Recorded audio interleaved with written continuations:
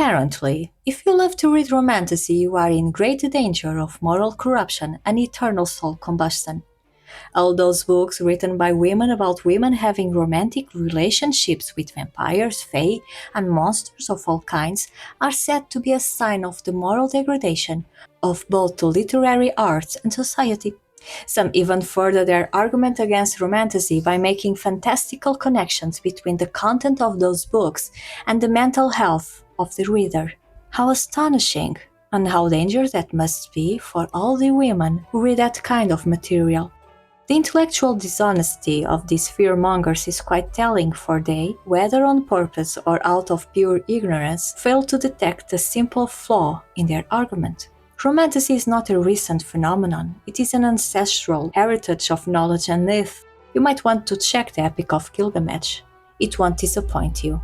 It was a woman in 1740, obviously inspired by the Greek myth of Psyche and Eros, who wrote Beauty and the Beast. And it wasn't a one-page story. In fact, my copy has well over 100 pages. Charles Perrault later summarized it in his works, thus creating the version most widely known to the public. However, the original version contains all the main components of a romantasy. A young woman as a protagonist, more or less fragile, who finds herself in the hands and under the will of a terrifying monster while living in dazzling luxury and wealth. Cruel prince, anyone? Day after day, her disgust and fear give way to tender feelings. In the most ravishing fashion, her love becomes enough to heal the beast's soul and transform him into a beautiful and adorable prince. Or a Mr. Darcy. You may choose. The heroine tames and fixes the monster, just like Psyche, who, through her actions, prompts Eros to become the god he is meant to be. This is, of course, only when romantasy writers decide that the monster must be fixed. Double standards are common in the social media era. No one bats an eye when reading about atrocious cruelty and sexual violence against women in the fantasy world of Game of Thrones. I wonder whether the reception would have been different if it had been written by a woman.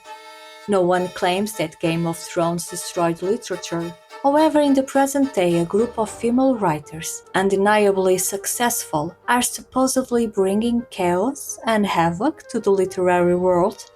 How so? Isn't it strange that so many feel compelled to criticize and assign moral value to something that is, after all, just fantasy? Is it so difficult to understand that an author is not necessarily advocating the content of their writing? Was Emily Bronte recommending toxic romantic relationships in Wuthering Heights? Or was Asad Queiroz endorsing incestuous relationships in Os Maias? Of course not. So why assume that everything that happens in romantasy novels reflects the moral standards of their writers?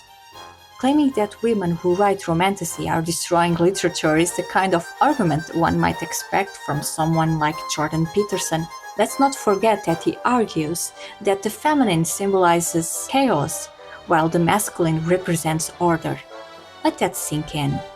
Perhaps people should think a little longer before once again casting women as the source of all evil. That particular nonsense has been repeated for far too long. Maybe the real problem is not the explicit content itself, but the fact that women are writing it. Male writers have been producing explicit content for a very long time. The Marquis de Sade is one extreme example that comes to mind. The double standard seems evident here as well. The Epstein files have been released and many people do not seem particularly concerned with their contents. Strikingly, only one woman is in prison for those crimes. Can you sense the hypocrisy? The literary world is filled with misogynistic content, and yet many of those works are classified as classics, almost all written by men. But when women decide to take control of their sexuality, whether portrayed realistically or through exaggerated fantastical achievements, suddenly it is framed as the end of Western society. It does not really matter whether romantasy books are poorly written or whether they perpetuate inequality between women and men.